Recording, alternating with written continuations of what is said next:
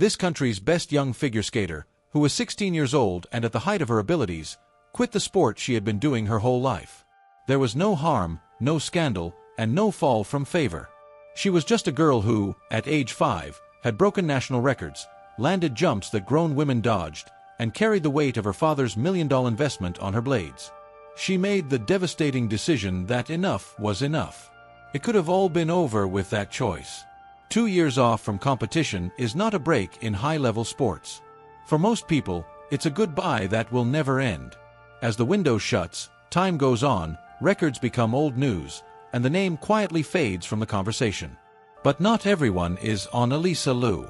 The girl who quit figure skating in 2022 came back and won not one but 2 Olympic gold medals in Milan, breaking a 24-year drought for American women and making the most amazing comeback in the sport's recent history. And behind those medals is a business story that is just as amazing as the sports story. How did a dad's $1 million bet shape and almost destroy the ability he was trying to improve? When the world wanted her the most, why did the most highly skilled American skater of her time decide to quit? How did a simple ski trip change the course of American history of sports? All of that needs to wait for now. Let's go back to Oakland and the calm afternoon that started it all. Every story starts in a normal place. The Oakland Ice Center was where Alysa Liu's journey started. It is a rink tucked away in a city better known for hip-hop and harbor cranes than triple axels and Olympic dreams. She was 5 years old. Arthur Liu, her Chinese immigrant father, had built a simple life in California's Bay Area. On a quiet afternoon, he took her there because he admired Michelle Kwan, the figure skater who made a generation fall in love with the sport. That day, what Arthur saw changed the course of both of their lives. The little girl didn't just skate. It was smooth. She stood tall.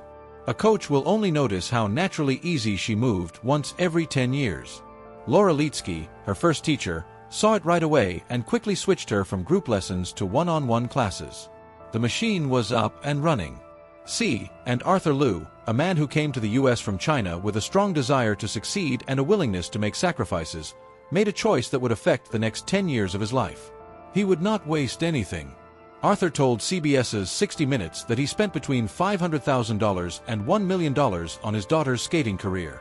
This was a very honest conversation. I didn't waste any time or money. It was simple, I just saw talent. You can get private lessons and journey all over the country and the world. Time on the ice booked before dawn. He spent a lot of money on costumes, dancers, and sports psychologists so that what he saw in his daughter would become something that everyone could not ignore. The world couldn't stay away from it for long. Alysa was already messing around at national events when she was 10 years old. She did something that no American woman had ever done when she was 13. She went into the 2019 U.S. Figure Skating Championships as a teenager whose shoulders barely touched those of her competitors. When she was done, she became the sport's youngest senior national winner. She beat Tara Lansky's record, which is a big deal in American figure skating. During that show, she landed several triple axels, which is a very difficult jump that most of the best female skaters avoided at all costs. The skaters looked at this kid from Oakland and had a hard time putting what they were seeing into words. Prodigy was the closest, but it didn't feel like it was enough. She won back her national title in 2020. She ruled the junior events. She became one of only a few American women who could regularly land the triple axel in a race. A technical mark that made her stand out from other women in the US and from almost all women racing around the world. Coaches and experts said she had the same ability as the great Russian skaters who had ruled the sport for a decade. But Alysa was American and learned how to play the part on her own. And grew up in Oakland, not in a place where top athletes are made. But something quieter was building up under the awards, records, and gasps of crowd after crowd. There is pressure, expectation, and the weight of being someone's entire investment, whether it's money, time, or even their very existence. In retrospect, Alysa said that skating did not feel like hers for a lot of her early career. She talked about her father and said, "It was mostly his business. It wasn't even really mine." That statement is more important than any award. A kid who is 13 years old and breaks records can still be a kid who is worn out. There are teenagers who are so good at jumping that even grown women avoid them. These kids have never been on an unplanned road trip. She's never picked her own songs. Never had a morning without the rink waiting for her like it was her duty. Alysa Liu was the best young skater of her time, but she also felt like she didn't fully own her life. Since she was 5 years old, the rink had been her whole world. By age 16, that world had turned into a cage, even if it was a fancy one made with love, sacrifice, and her dad's $1 million worth of faith. There was a conflict. Real, and it was growing slowly under every national title and perfect episode. It showed the point at which even the most amazing ability can no longer go any further. That time was almost here. When the time came, Alysa Liu would do something that almost no one else in her situation had ever been brave enough to do. She was just going to walk away. In April 2022, Alysa Liu wrote something on Instagram that made everyone in the figure skating world stop and think. She was 16 years old and was retired. She had just won a bronze medal at the World Championships and earned 7th place at the Beijing Winter Olympics. That any other skater would have had the potential to start a career. They were like a finish line for Alysa that she had been slowly running toward for years. When the news came out, it was like dropping a stone into still water. Every part of the game felt the ripples right away. The coaches just shook their heads. Analysts had an argument. Fans were sad. This was the smartest young American woman in her age when it came to technology. A skater who broke records and was an expert on triple axels was once talked about in the same breath as future Olympic winners. She was done with everything. And her answer wasn't very dramatic. To be honest, it was heartbreaking. I didn't do much else because I was skating so much. This sport pretty much takes over your life, she said. I didn't like it a lot of the time. Philippe Deguillemot, who has been her coach for a long time, gave what was probably the most telling description of all. Going to the Olympics and being the skater everyone wanted her to be was always her promise to her father and the skating community.